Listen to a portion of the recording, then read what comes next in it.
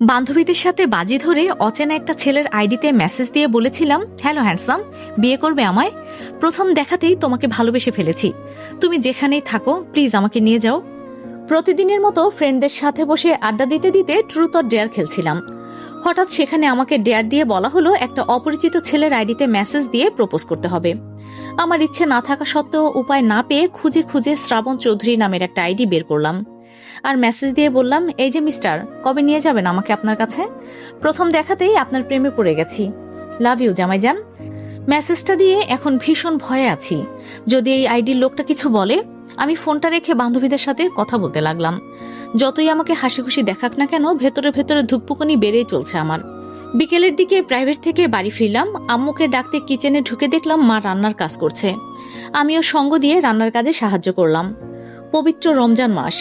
রাতে তারাবির নামাজ শেষ করে শ্রাবণ চৌধুরী কোম্পানির কিছু কাজের জন্য ল্যাপটপে বসেছেন।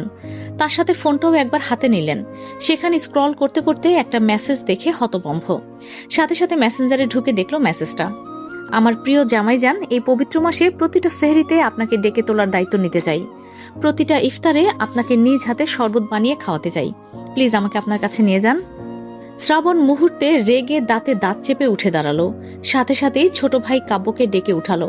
কাব্য, রুমে আয় তো একবার। কাব্য মিনিট 2 পরে রুমে এসে বলল, কি হয়েছে? শ্রাবণ মেয়েটার আইডি লিংক কাব্যর ফোনে সেন্ড করে বলল, 20 মিনিট সময় দিলাম, এই মেয়েটার A to Z সব খবর আমার সামনে এনে দিবি। কাব্য ফোন বের করে লিংকটা দেখে বলল, কি হয়েছে ভাইয়া, এ মেয়ে কিছু করেছে?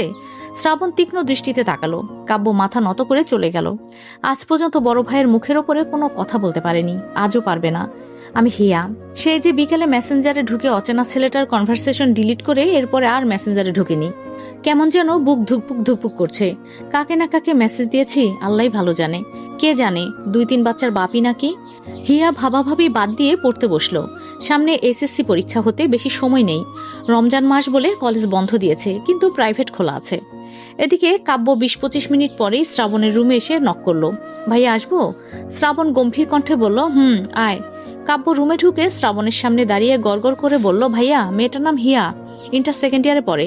বাবার নাম হামিদ শিকদার, মায়ের নাম মাহিমা শিকদার। মেয়েটার কোনো ভাই বোন নেই। ওরা ঢাকাতেই থাকে। ওর বাবা একজন উকিল। ওদের নিজস্ব 3 তলা বাড়ি আছে। সেক্ষেত্রে বলতে গেলে নিচতলায় পার্কিং আর কাজের লোকেরা থাকে, আর দোতলায় ওরা থাকে। আর 3 তলা ফ্ল্যাট হিসাবে ভাড়া দেয়। এখন সেখানে কেউ থাকে না। আর লোকেশনও দিয়ে দিয়েছি তোমায়। শ্রাবণ ল্যাপটপে কাজে মন দিল আর কাব্যকে চলে যেতে বলল। কাব্য রুম থেকে বেরিয়ে নিজের রুমে আসতেই চট করে মনে পড়লো মেয়েটির ছবি তো শ্রাবণকে দেয়নি।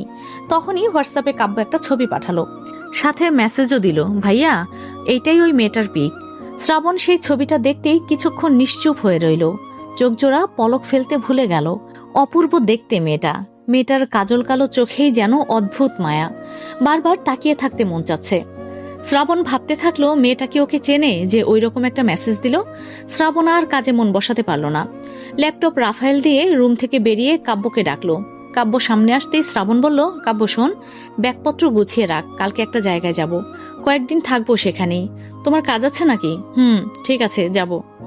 কাব্য চলে যেতেই শ্রাবণ সেখান থেকে চলে এলো। কি যেন ভেবে হাঁটা দিল। পরক্ষণে তার বাবার রুমের সামনে এসে ঠেকলো। বাহির থেকে বলে উঠল, বাবা আসবো? শ্রাবণের বাবা তৌকির চৌধুরী ভেতর থেকে বললেন, এসো শ্রাবণ। শ্রাবণ ভেতরে ঢুকে তার বাবার সামনে দাঁড়িয়ে স্বাভাবিক কণ্ঠে বলল, বাবা, আমার কিছুদিন ছুটি চাই, একটা কাজে যাব, অফিস অ্যাটেন্ড করতে পারবো না। খুব জরুরি নাকি? জরুরি যে নয় তা না, এছাড়াও কিছুদিন অন্য একটা জায়গা থেকে ঘুরে আসতে চাই, আর তোমার প্রজেক্টগুলো করে দেব, শুধু অফিসে যেতে পারবো না। তৌকির চৌধুরী প্রশ্ন করলেন না। ছেলের উপর দৃঢ় বিশ্বাস আছে। শ্রাবণ যা করে বা করতে চায় কোনোটাই মন্দ হয় না, ভালোই হয়। তিনি এই মুহূর্তে বলে উঠলেন, ঠিক আছে, যেখানে যাও সাবধানে থেকো। ওয়াশরুম থেকে বের হলেন শ্রাবণের মা সাবিহা চৌধুরী। তার চোখে মুখে চিন্তার রেশ। সব চিন্তা বড় ছেলেকে নিয়েই। তিনি চিন্তিত কণ্ঠে বললেন, তুমি কি একা যাচ্ছ? না, কাব্য সাথে আছে। ঠিক আছে, তাড়াতাড়ি ফিরে এসো। রাতটা ভালোই ভালোই চলে গেল। সকাল হতেই শ্রাবণ ব্যাগপত্র নিয়েই রেডি, সাথে কাব্য। কাব্য এখনো জানে না শ্রাবণ কি কাজে যাবে বা কোথায় নিয়ে যাবে। শ্রাবণ গাড়ির ড্রাইভারকে একটা লোকেশন দিল। লোকেশনটা হিয়াদের বাড়ির লোকেশন। ড্রাইভার ওদের নামিয়ে দিয়ে চলে গেল। শ্রাবণ কাব্যকে সাথে নিয়ে বাড়ির গেটের কাছে আসলো। হিয়ার বাবা হামিদ সাহেব তখন কোর্টে যাচ্ছিলেন গাড়ি নিয়ে। শ্রাবণ তাকে থামিয়ে বলল, আঙ্কেল, আপনার সাথে কিছু কথা ছিল। হামিদ সাহেব গাড়ি থামিয়ে ভেতর থেকেই বললেন, কি বলবে? শ্রাবণ বলল, আমরা শুনলাম আপনি নাকি ফ্ল্যাটটা ভাড়া দেবেন, তাই চলে এলাম। ও আচ্ছা, তুমি বরং ভেতরে গিয়ে আমার মেয়ে আর ওয়াইফের সাথে কথা বলো, দারোয়ান তোমাদের নিয়ে যাবে। আমার কোর্টে যেতে হবে, তাই সময় দিতে পারলাম না। কাব্য হেসে বলল, সমস্যা নেই, আমরা ভেতরে গিয়ে কথা বলছি। হামিদ শিকদার গাড়ি নিয়ে বেরিয়ে গেলেন। শ্রাবণ আর কাব্য দোতলায় এসে নক করলো। হিয়া মোবাইল স্ক্রল করতে করতে দরজা খুলে দিল। শ্রাবণ সচক্ষে হিয়াকে দেখে কিছুক্ষণ তাকিয়ে রইল। কাব্য এবার বুঝতে